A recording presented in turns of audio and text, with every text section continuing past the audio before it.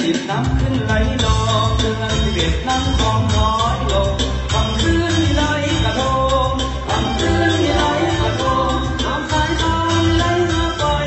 คืนคืนคืนใจบุญออกพรรษาเฮียฟังนา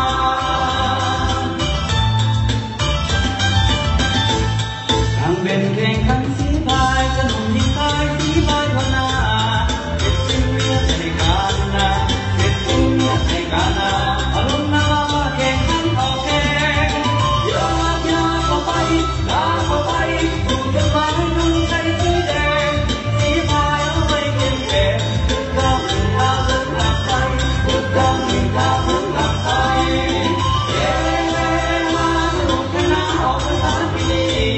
เข้าหน้าปีนี้ก็มาเข้าหน้าปีนี้ก็มา